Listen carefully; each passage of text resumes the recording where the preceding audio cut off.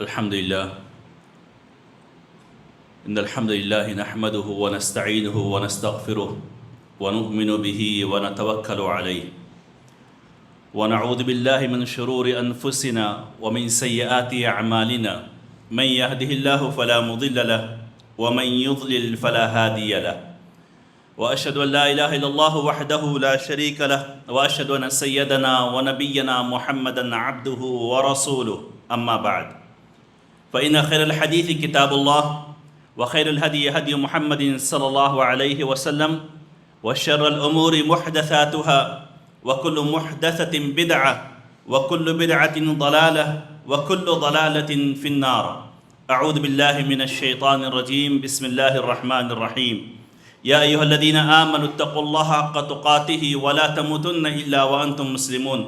يا أيها الناس اتقوا ربكم الذي خلقكم من نفس واحدة وخلق منها زوجها وبث منهما رجالا كثيرا ونساء واتقوا الله الذي تساءلون به والأرحام إن الله كان عليكم رقيبا. يا أيها الذين آمنوا اتقوا الله وقولوا قولا سديدا يصلح لكم أعمالكم ويغفر لكم ذنوبكم ومن يطع الله ورسوله فقد فاز فوزا عظيما. وقال الله عز وجل في موضع آخر في كتابه المجيد قال إني عبد الله آتاني الكتاب وجعلني نبيا وجعلني مباركا أينما كنت وأوصاني بالصلاة والزكاة ما دمت حيا. معزز سامعین، قابل قدر بزرگوں، نوجوان ساتھیوں، پردہ نشی مائیں اور بہنیں، سب سے پہلے تمام طرح کی تعریف، حمد و ثنا، بڑائی اور کبریائی اللہ رب العزت کے لیے لائق اور زیبا ہے، جو سارے جہان کا خالق و مالک ہے، جس کی مرضی کے بغیر کوئی انسان حرکت نہیں کر سکتا، جس کی منشا کے بغیر اس روئے زمین پر کوئی پتا ہل نہیں سکتا، جو اپنی ذات میں، اپنے افعال میں، اپنے اعمال میں، اپنے اقوال میں، اپنے ناموں میں، اپنے صفتوں میں، اپنے فیصلوں میں یکتا ہے، بے مثال ہے، اس کا کوئی ساجھی، شریک اور ہمسر نہیں، وہی تنہا عبادت کے لائق ہے. بعدہ درود و سلام ہو تمام انبیاء اور رسل پر، بالخصوص ہمارے آخری نبی احمد مجتبیٰ محمد مصطفیٰ صلی اللہ علیہ وسلم پر، جنہیں اللہ رب العزت نے اس امت کا ہادی، قائد اور رہنما بنا کر مبعوث فرمایا، اور انہوں نے پوری امانت داری کے ساتھ، پوری دیانت داری کے ساتھ اللہ رب العزت کے پیغام کو اس انسانیت تک پہنچایا. سامعین کرام، خطبہ مسنونہ کے بعد میں نے آپ کے سامنے سورہ مریم کی 2 آیت کی تلاوت کی، جس میں اللہ رب العزت عیسیٰ علیہ السلام کے زبانی یہ فرماتا ہے کہ قال انی عبد اللہ آتانی الکتاب وجعلنی نبیا وجعلنی مبارکا اینما کنت واوصانی بالصلاة والزکاة ما دمت حیا.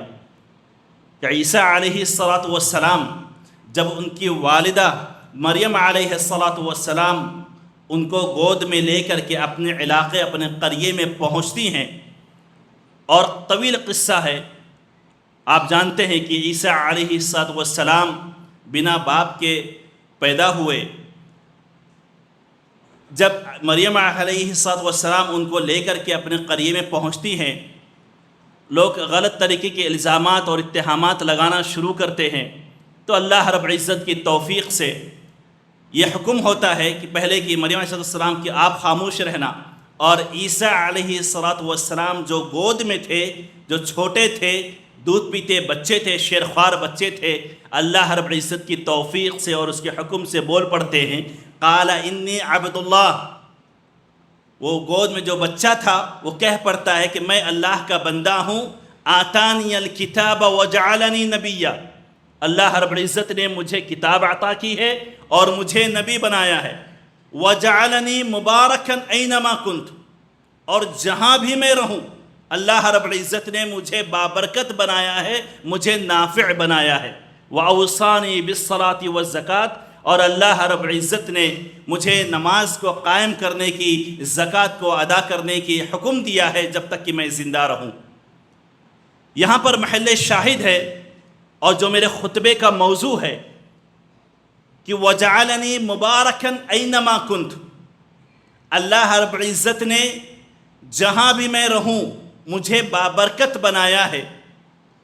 امام مجاہد رحمہ اللہ نے اس آیت کی اس لفظ کی تفسیر میں، مبارکن کی تفسیر میں لکھا ہے کہ مبارکن کا مفہوم یہ ہے کہ ای جعلنی نفعا، کہ اللہ رب العزت نے مجھے نافع بنایا ہے، مجھے مفید بنایا ہے۔ کس کے لیے مفید بنایا؟ کس کے لیے نافع بنایا ہے؟ کس کو فائدہ پہنچانے والا بنایا ہے؟ سب سے پہلے اپنی ذات کو، اپنی ذات کے لیے مجھے نافع بنایا۔ پھر اس کے بعد کہا کہ نفعاً، مجھے اپنی ذات کے لیے پہلے نافع بنایا، اور ساتھ ہی ساتھ مجھے اپنی قوم کے لیے، اپنے قریے کے لیے، اپنے محلے کے لیے، اپنی سوسائٹی کے لیے، اپنے شہر والوں کے لیے مجھے نافع بنایا ہے۔ کیا مطلب نافع کا؟ اور یہی میرے خطبے کا موضوع ہے کہ ایک مومن کی زندگی کبھی بھی خود غرضانہ زندگی نہیں ہو سکتی۔ ایک مومن کبھی بھی سیلفش نہیں ہو سکتا۔ یہ اسلام کی بنیادی تعلیمات کے منافی ہے کہ ایک مومن، اس کی سوچ کا دائرہ، اس کی اپنی زندگی میں اس کے عمل کا دائرہ، فائدہ پہنچانے کا دائرہ صرف اس کی اپنی ذات نہیں ہوتی ہے، بلکہ ایک مومن جہاں وہ اپنی ذات کے لیے نافع ہوتا ہے، مفید ہوتا ہے، وہیں پر وہ پورے سماج کے لیے مفید ہوتا ہے۔ یہی اسلام ہمیں حکم دیتا ہے، یہی اسلام کی بنیادی تعلیمات میں سے ہے، اور اللہ رب العزت نے ہم مسلمانوں کو ایسے ہی بنایا کہ ہم ایک سیلفش والی زندگی نہ گزاریں، ہم ایک خود غرضی والی زندگی نہ گزاریں، ہماری سوچ صرف اپنی ذات تک محدود نہ ہو کہ بس میں اور صرف میں، یا اور آگے پڑھیں تو میں، میرا خاندان، میرا گھر، میرا بچہ، میری بیوی، بس بغل میں کیا ہو رہا ہے، کیسے کھا رہا ہے، کیسے پی رہا ہے، کیسے جی رہا ہے، اس کی زندگی میں سکھ ہے، اس کی زندگی میں دکھ ہے، کیا پریشانی لاحق ہے، یہ ساری چیزوں سے ہمیں کوئی مطلب نہیں، ہمیں کوئی لینا دینا نہیں۔ بس ہم خوش ہیں نا، بس کافی ہمارے لیے، ہماری زندگی بہتر طریقے سے گزر رہی ہے، ہمارے لیے کافی ہے اتنا۔ نہیں، ایک مومن کی زندگی ایسے نہیں ہوتی، ایک مومن کا وطیرہ ایسے نہیں ہوتا، ایک مومن کا زندگی گزارنے کا طریقہ یہ نہیں ہوتا۔ مسلمان نافع ہوتا ہے، مسلمان مفید ہوتا ہے، مسلمان کی ذات سے جتنا اس کو فائدہ پہنچتا ہے، بسا اوقات اس کی ذات سے، اس سے کہیں زیادہ، اپنی ذات سے زیادہ دوسروں کے لیے وہ مفید و نافع ہوتا ہے۔ یہی اللہ کے رسول صلی اللہ علیہ وسلم کی تعلیم تھی، اور اللہ کے رسول صلی اللہ علیہ وسلم نے اسی طرز کے مطابق، اسی نہج کے مطابق اپنی زندگی گزاری۔ یہ نبوی طریقہ ہے۔ آپ دیکھیں کہ جتنے بھی انبیاء کو اللہ رب العزت نے اختیار کیا ہے، ان کے اندر ایک نمایاں خصوصیت یہ تھی، تمام انبیاء میں ایک نمایاں خصوصیت یہ تھی، ایک اہم صفت یہ تھی کہ وہ جتنا اپنے لیے مفید تھے، جتنا اپنے لیے جیتے تھے، جتنا اپنے لیے زندگی گزارتے تھے، اس سے کہیں زیادہ وہ دوسروں کے لیے جیتے تھے، وہ دوسروں کے لیے زندگی گزارتے تھے، وہ دوسروں کے لیے نافع ہوتے تھے۔ موسیٰ علیہ السلام کے تعلق سے آتا ہے، قرآن نے پورا نقشہ کھینچا ہے کہ موسیٰ علیہ السلام جب مصر سے راہ فرار اختیار کرتے ہوئے نکلے، کیونکہ انہوں نے فرعون کی قوم کے، یا اس کے قبیلے، اس کے خاندان کے ایک آدمی کو مار دیا تھا، ایک گھونسا مارا جس کی وجہ سے وہ مر گیا۔ اب یہ ہوا کہ موسیٰ علیہ السلام کو پکڑ لیا جائے گا، گرفتار کر لیا جائے گا، قتل کر دیا جائے گا۔ موسیٰ علیہ السلام نے اللہ رب العزت کی بارگاہ میں توبہ کی، مغفرت کی، اللہ رب العزت نے ان کی مغفرت کو قبول کیا، اور جب یہ ہوا کہ اب ان کو پکڑ لیا جائے گا، گرفتار کر لیا جائے گا، تو یہ راتوں رات مصر چھوڑ کر کے نکل پڑے۔ راستے میں مدین نامی علاقے سے گزرتے ہیں، جب وہاں پہنچتے ہیں تو دیکھتے ہیں کہ وہاں کے علاقے میں ایک کنواں، اس علاقے میں کنواں ہے، لوگ اپنے جانوروں کو اس کنویں سے سیراب کر رہے ہیں اور پانی نکال رہے ہیں، اپنے لیے بھی نکال رہے ہیں، اپنے جانوروں کے لیے بھی نکال رہے ہیں، لیکن وہیں بغل میں دو لڑکیاں کھڑی ہیں، کوئی ان کی مدد کرنے والا نہیں، کوئی ان کا تعاون کرنے والا نہیں۔ موسیٰ علیہ السلام پہنچتے ہیں، پوچھتے ہیں کہ کیا ماجرا ہے، میں دیکھ رہا ہوں کہ پانی کی ضرورت تو آپ کو بھی ہے، آپ کے جانوروں کو بھی پانی کی ضرورت ہے، سیراب کرنے کی ضرورت ہے، تو پھر آپ لوگ الگ کیوں کھڑی ہیں، جبکہ بقیہ لوگ تو اپنے لیے پانی نکال رہے ہیں، اپنے جانوروں کو بھی سیراب کر رہے ہیں۔ تو ان دونوں لڑکیوں نے کہا کہ ہمارے والد بوڑھے ہیں، ضعیف ہے، کمزور ہیں، کوئی ہماری مدد کرنے والا نہیں، کوئی ہمارا تعاون کرنے والا نہیں. یہ سب چلے جائیں گے، پھر اس کے بعد ہم نکالیں گے جس طریقے سے بھی ہم پانی نکال سکے کنویں سے. موسیٰ علیہ السلام آگے بڑھتے ہیں، پتھر ہٹاتے ہیں، کنویں سے پانی نکالتے ہیں، ان کو بھی سیراب کرتے ہیں، ان کو بھی دیتے ہیں، ان کے جانوروں کو بھی سیراب کرتے ہیں. اور پھر اس کے بعد موسیٰ علیہ السلام ایک باغیچے میں جا کر کے آرام کرنے لگتے ہیں. ظاہر سی بات ہے بھاگ کر کے نکلے تھے، کوئی ٹھکانہ نہیں تھا، کوئی ڈر نہیں تھا، کہاں جاتے؟ ایک باغ میں جا کر کے آرام کرنے لگے. یہ دونوں لڑکیاں جب اپنے گھر پہنچتی ہیں تو ان کے والد حضرت شعیب علیہ السلام، اور بعض روایت میں آتا ہے کہ شعیب کی قوم میں سے تھے، حضرت شعیب نہیں تھے، حضرت شعیب کی قوم میں سے تھے. بہرحال ان لڑکیوں کے والد پوچھتے ہیں کہ کیا معاملہ ہے، آج تم لوگ بہت جلدی واپس آ گئی؟ تو کہتی ہیں کہ ایک صحت مند اور تندرست و توانا نوجوان آیا، اس نے ہماری مدد کی، ہمارا تعاون کیا، اس نے پانی ہمیں نکال کر کے دیا، ہمارے جانوروں کو بھی سیراب کیا، ہم جلدی فارغ ہو گئے، ہم اس لیے آ گئے. تو ان کے والد کہتے ہیں کہ ایسا آدمی تو ضیافت کا مستحق ہے، اکرام کا مستحق ہے. کہاں ہے وہ؟ معلوم یہ ہوا کہ فلاں باغیچے میں آرام کر رہا. اپنی ایک بیٹی کو بھیجتے ہیں کہ جا کر کے ان کو بلا کر کے لے کر کے آؤ. یہ پردے والی عورت، حیا اور شرم کا پیکر، وہ جا کر کے ان کو بلا کر کے لے کر کے آتی. اور پھر اس کے بعد پوچھتے ہیں، حضرت شعیب علیہ السلام پوچھتے ہیں کہ معاملہ کیا ہے، معاشرہ کیا ہے، کیوں ایک اجنبی کی طرح ایک باغیچے میں بیٹھے ہوئے؟ پورا واقعہ بیان کرتے ہیں کہ ایک جھگڑا ہو گیا، اس جھگڑے میں میں نے سامنے والے کے فرعون کے جو قوم میں سے تھا اس کو میں نے مار دیا، اتفاق سے وہ مر گیا، اس وجہ سے میں راہ فرار اختیار کرتے ہوئے نکل گیا وہاں سے. تو بہرحال یہ کہتے ہیں، جواب دیتے ہیں کہ پہلی چیز کہ آپ اب فرعون کے پہنچ سے باہر آ چکے ہیں، آپ فرعون کے تسلط سے باہر آ چکے ہیں، اس کے علاقے سے باہر آ چکے ہیں. اب آپ بے نڈر رہیے، بالکل بے خوف ہو رہی ہے، آپ کو ڈرنے کی ضرورت نہیں. دوسری چیز روزی روٹی کا مسئلہ، کیا کریں گے؟ تو کہا کہ آپ میرے یہاں کام کیجئے. اور پھر اس کے بعد کہا تیسری چیز کہ میں اپنی دونوں بیٹیوں میں سے ایک بیٹی کا نکاح آپ سے کر دیتا ہوں. دیکھا کہ صحت مند نوجوان ہے، خوبصورت ہے، اچھے اخلاق والا ہے، تو بہرحال اپنی ایک بیٹی کا نکاح ان سے کر دیا. اور پھر اس کے بعد 8 سال کے لیے نوکری پہ، یا اسی طریقے سے 10 سال اگر ان کی مرضی ہو تو رکھ لیا. طویل واقعہ ہے، اختصار کے ساتھ میں بیان کر رہا ہوں. میں مفسرین نے لکھا ہے کہ موسیٰ علیہ السلام کو کسی کے کام آ جانے کی وجہ سے، 2 کمزور عورتیں تھیں، سہارا بنے ان کا، مدد کی ان کی. کہاں کسی کمزور کا سہارا بننے کی وجہ سے اللہ رب العزت نے دنیا میں ہی ان کو 3 انعام دے دیا. کیا انعام دیا؟ خوف و ہراس میں نکلے تھے، دہشت کے سائے تلے زندگی گزار رہے تھے، اللہ رب العزت نے اس خوف کو امن سے بدل دیا. روزی روٹی کا مسئلہ تھا، روزی روٹی کا بندوبست ہو گیا. کنوارے تھے، اللہ رب العزت کی توفیق سے شادی بھی ہو گئی. 3 انعام اللہ رب العزت نے دیا. کیوں دیا؟ یہ صرف اور صرف کسی کے کام آ جانے کی وجہ سے. یعنی معلوم یہ ہوا کہ کسی کے کام آ جانا، کسی کو اپنی ذات سے فائدہ پہنچانا اللہ رب العزت کے ہاں بہت محبوب عمل ہے. احب الاعمال الی اللہ عز وجل سرور تدخلہ علی مسلم. کہ اللہ رب العزت کے ہاں سب سے بہترین عمل میں سے یہ ہے کہ آپ کسی کے ہنسنے کی وجہ بن جائیں، آپ کسی کے آنسو پوچھنے والے بن جائیں، آپ کسی کے مسکراہٹ کا ذریعہ بن جائیں، آپ کسی کے قرض کی ادائیگی میں مدد کر دیں، کسی بھوکے کو کھانا کھلا دیں، کسی ننگے کو کپڑا پہنا دیں. غرض یہ کہ تعاون کا جو بھی راستہ ہو سکتا ہے، آپ کی ذات سے جتنا ہو سکتا ہے، جتنی آپ کی استطاعت ہے، آپ دوسروں کے لیے کام آتے ہیں، دوسروں کے لیے بھی جیتے ہیں، اپنے لیے جینے کے ساتھ ساتھ. یہ اللہ رب العزت کے ہاں بہت محبوب عمل ہے.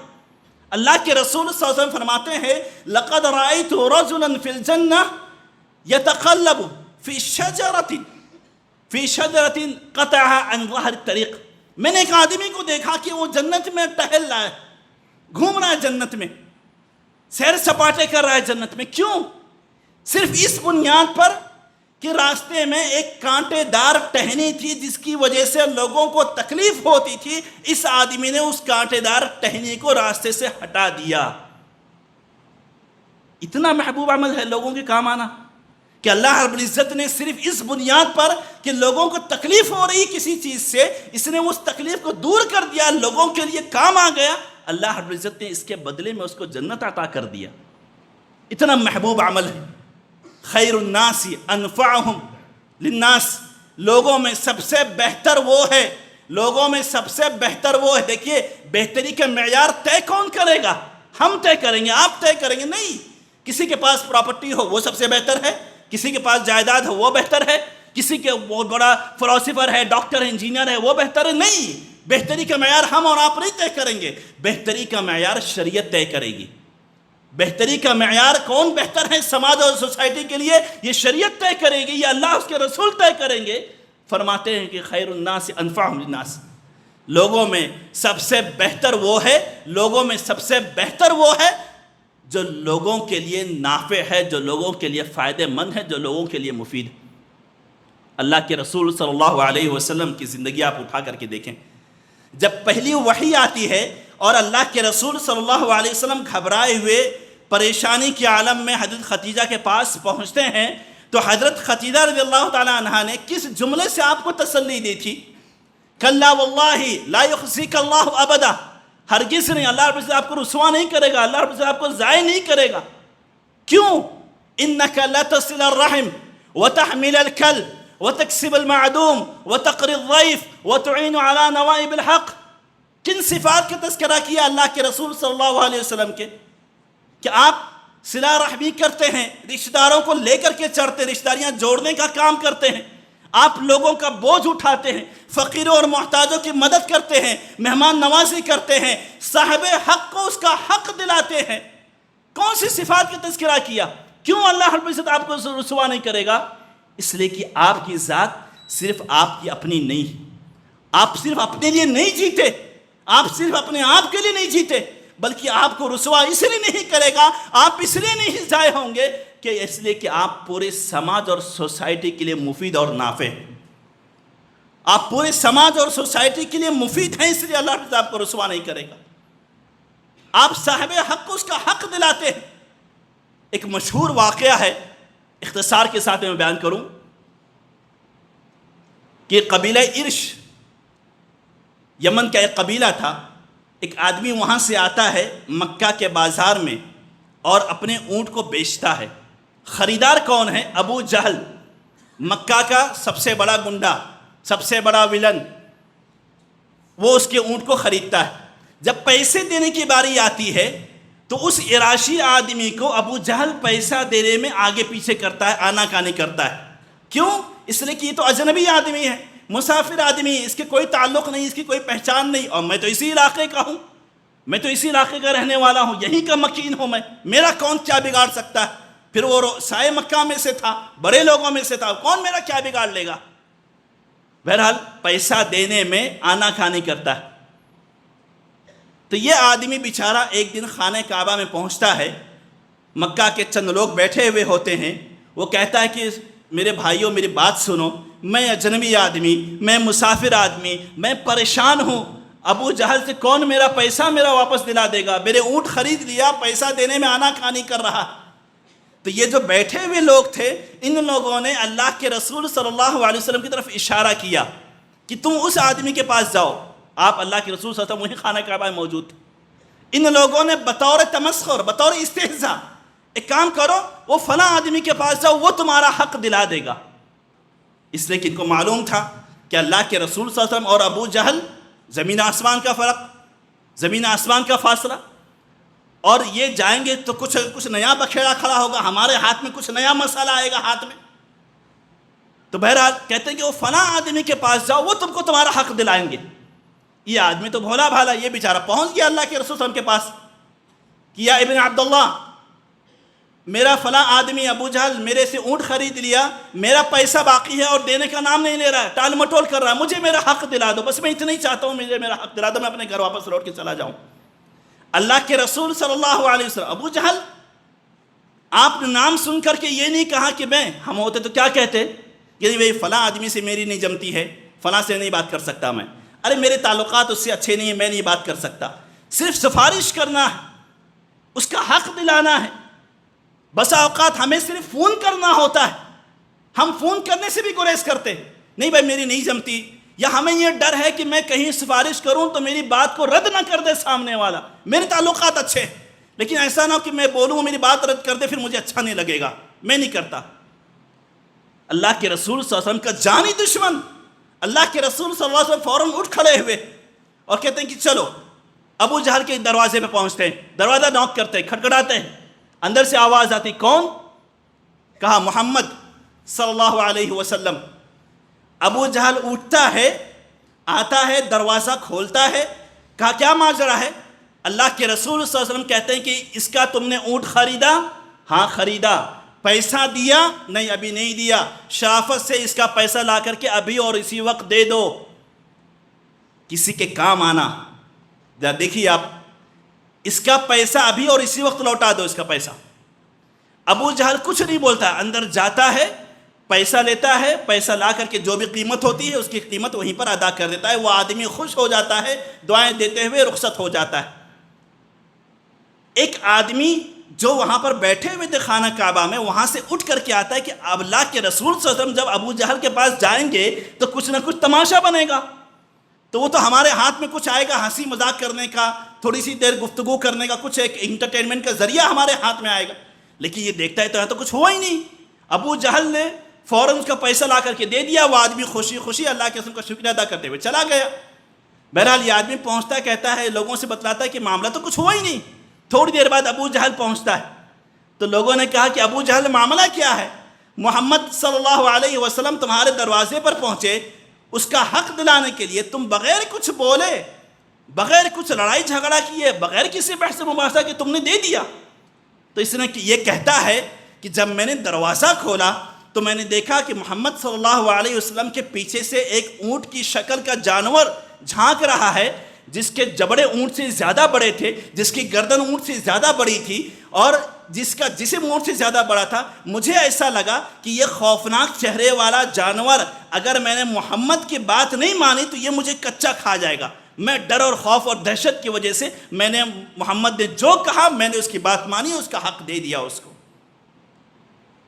بہرحال کہنے کا مطلب یہ ہے، خلاصہ یہ ہے کہ اللہ کے رسول صلی اللہ علیہ وسلم کی ذات مبارکہ صرف اس لیے تھی کہ اپنے لیے نہیں بلکہ دوسروں کے لیے بھی آپ ویسے جیتے تھے جیسے آپ اپنے لیے جیتے تھے، بلکہ دوسروں کے لیے زیادہ جیتے تھے، دوسروں کے کام آ جانا۔ اور آپ تاریخ اٹھا کر کے دیکھیں، صحابہ کرام رضوان اللہ علیہم اجمعین اور اسی طریقے سے تابعین اعظام اور اسی طریقے سے آگے اسی نہج پر تربیت کی گئی، اور یہی ایک مسلمان کا طریقہ ہوتا ہے کہ بھئی میری ذات سے کسی کو کیا فائدہ پہنچ سکتا ہے۔ علامہ ابن تیمیہ رحمہ اللہ کے تعلق سے آتا ہے کہ جہاں پر آپ علم کا مرکز تھے، آپ اپنے علم سے لوگوں کو فائدہ پہنچاتے تھے۔ علامہ ابن القیم رحمہ اللہ کے شاگرد کہتے ہیں کہ علم کے پہنچانے کے ساتھ ساتھ، علم دینے کے ساتھ ساتھ علامہ ابن تیمیہ رحمہ اللہ لوگوں کی ضرورتوں کی تکمیل کے لیے بھاگتے تھے، پریشان رہتے تھے، اپنی ذات سے جس قدر فائدہ ہو سکتا تھا لوگوں کو فائدہ پہنچانے کی کوشش کرتے تھے۔ کیوں؟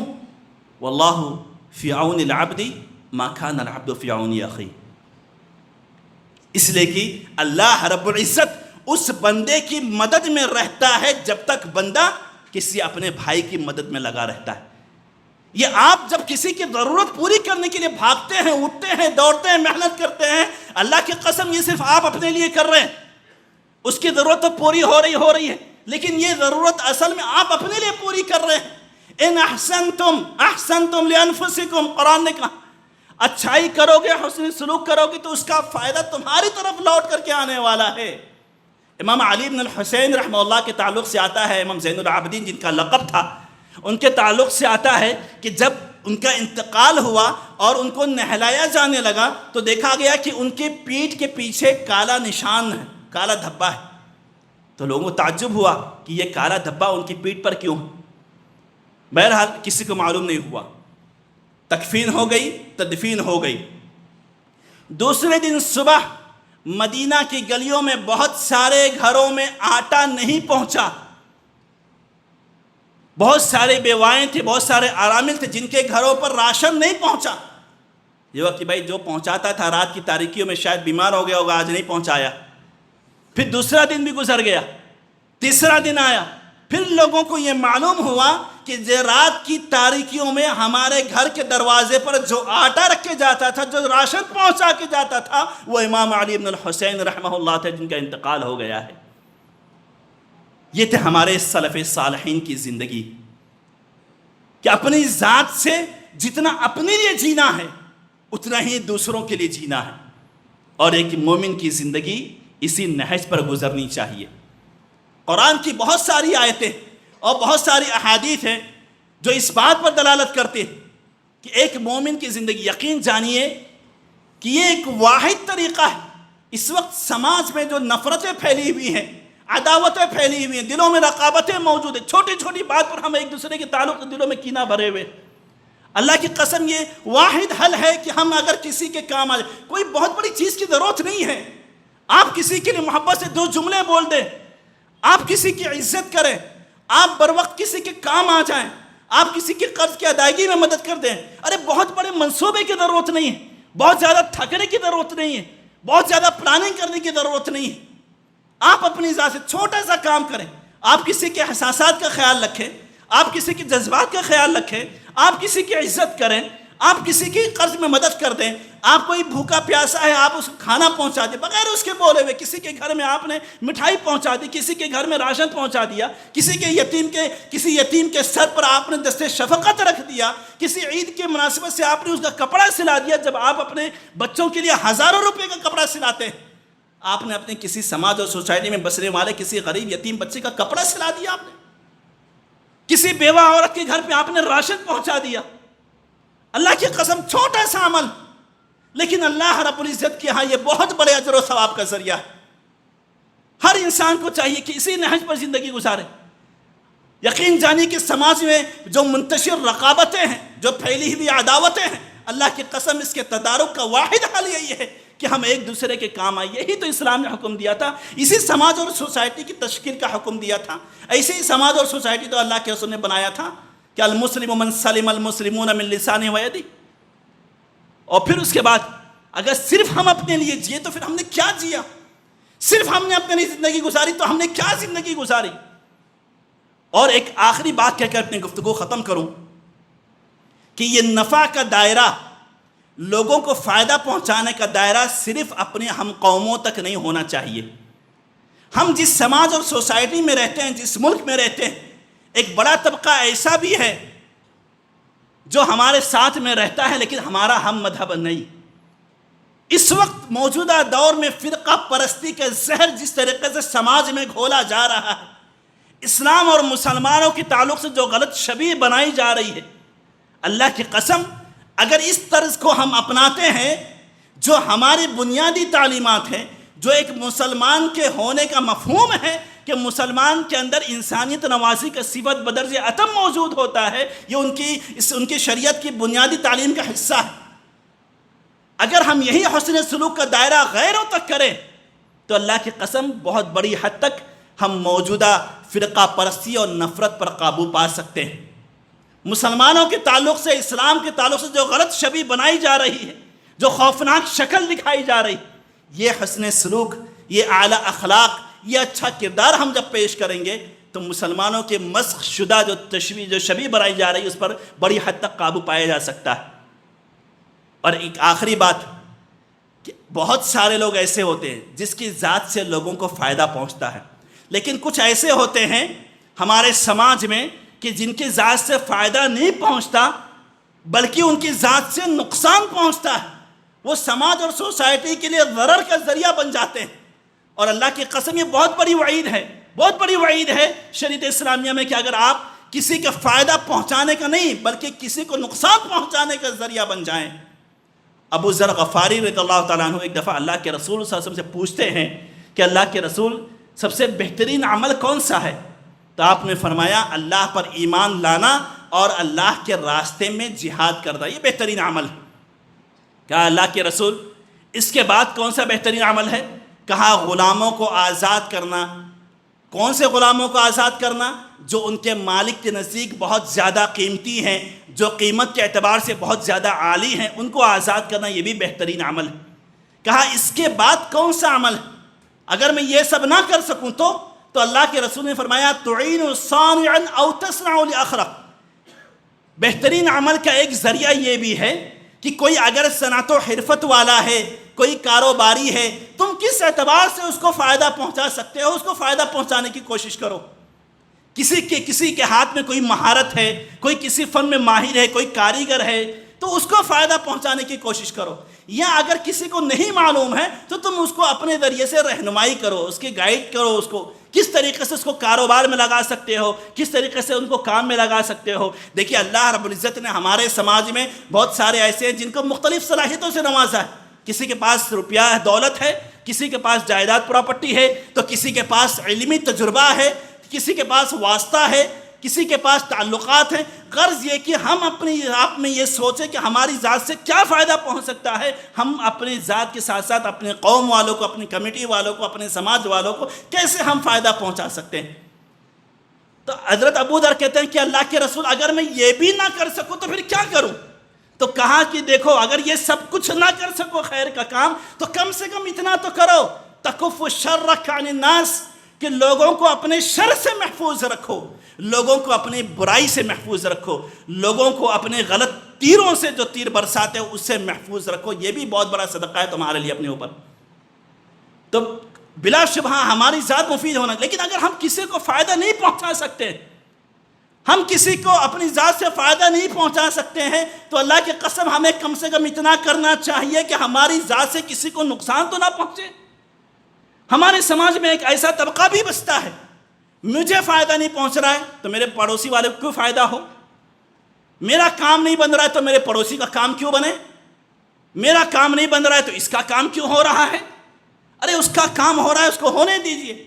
آپ اپنی ذات سے اپنی وجہ سے کم کسی کے لیے نقصان کا ذریعہ تو مت بنیے.